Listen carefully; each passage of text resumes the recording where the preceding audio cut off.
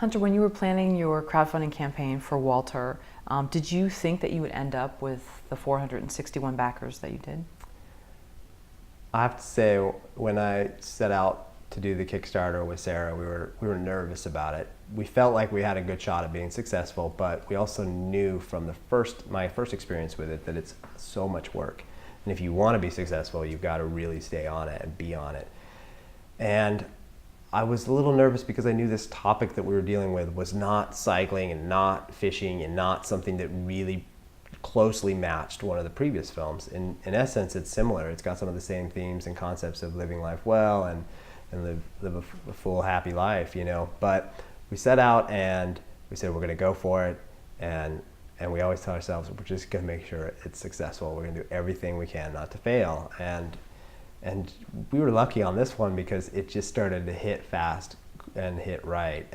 One of the things that happened for us where we really got lucky, and I think this comes with having a nice shaped pitch for your story, is that Kickstarter recognized it as a project of the day pretty early in the process.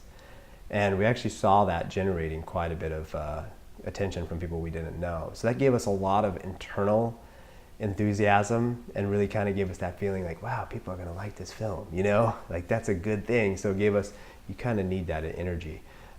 We definitely found, as usual, you need to hit your own friends many, many times. And I'm not saying, like, what happens is Facebook sort of hides it from everybody. So you have to like trick the algorithms. You have to keep posting, and eventually it does reach people. Towards the very end of the campaign, people are like, wow, I didn't hear anything about this. I want, you know, like they were surprised, and I was like, how do people not hear about this? I'm sitting there like paranoid. I'm PBS styling it like crazy, like just pitching, and I'm like, people are gonna defriend me. But you have to kind of do that and not worry about it and go, hey, this is what we do. Like, we make these films and there's not a lot of support for them in the United States especially. And, you know, the only way that we're going to truly get this thing out there and finish up this process is if the friends and fans that we've had before come back and support us again. And fortunately, you know, they did. A lot of the 461 were people that have found us along the way on different film projects. And it's really kind of neat because I'll see somebody pop on, I'll be like, who gives a little bit of money, and I'm like, that's a guy that first started talking to me during 10 miles per hour. And I always, you know, I try my hardest to try to stay connected online, wherever, with people that are really reaching out to me. You know, I don't see why we shouldn't be. So it's kind of neat to see that sort of process happen, but it takes a ton of work. You know, it's a combination of email. If you have an email database, you definitely got to be emailing, and usually that's really effective. Social media, times it works, times it doesn't. You know, I spend a little bit of money with Facebook boosting some of my posts. You know, I'm not afraid to do that. I know that I don't, you know, appreciate the way that I sometimes feel like you get blocked out unless you spend money. But you gotta, I mean, it wasn't a huge amount of money for what I think the return was. You know, Twitter, it's one of those hit and miss things. You gotta, you know, just keep peppering it out there.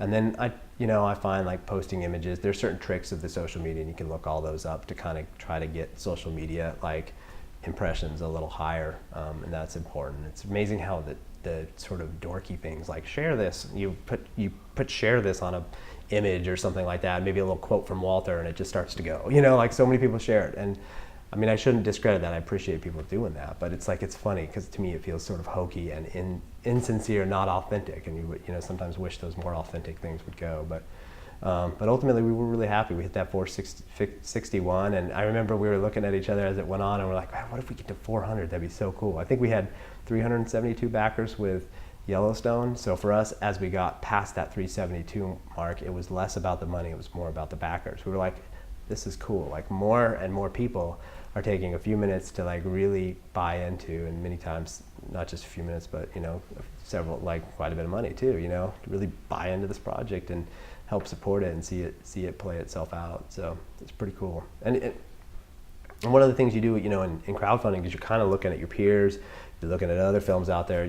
I like to analyze a lot, try to figure out like, okay, is this real money? Like, are they jacking it up somehow? And that was always a goal of ours with this campaign. We're like, we do not want to have to find a friend to top it off at the end and get us to that hump, or you know, and whatnot. And so it was pretty cool when we were able to just sit back and trust the process to work, and work very hard to help it work. And and heave a huge sigh of relief when we could stop badgering everybody and take our PBS campaign off the airwaves and just let it be, you know. So what happened when you hit, and I love this, to the sophomore slump, because I mean, every campaign, it seems like they take off like a rocket, some of them at least, and then you hit that lull. So what were you doing during that time? What were you and Sarah up to?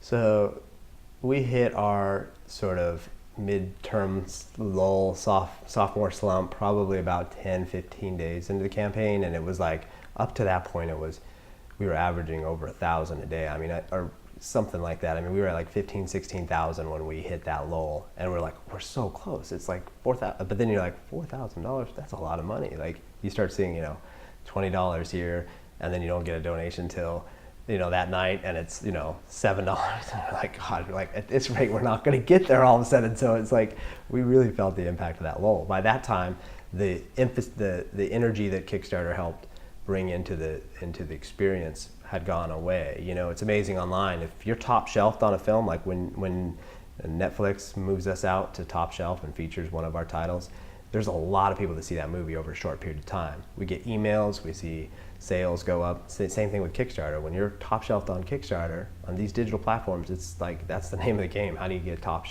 shelved, you know? But you see that happen, it's like, it's awesome. But then when you're on your own, you know, you feel it. And of course, to hit our little lull, and I think our friends and family, everybody, like, we're looking at us going, yeah, these guys are going to hit their $20,000 goal.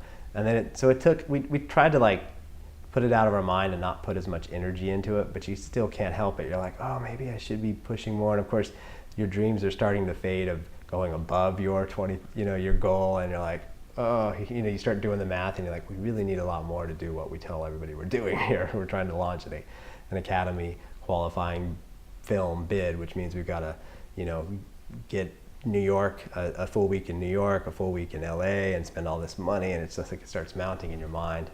So eventually, you know, we did take a few days off, and then we just kind of found a way to finish strong, and we launched you know, the big thing is doing sort of a stretch goal now, but we didn't do one stretch goal. We did these small mini stretch goals, and we actually announced new theatrical locations that we'd be able to play if we hit those goals. So like 21,000 was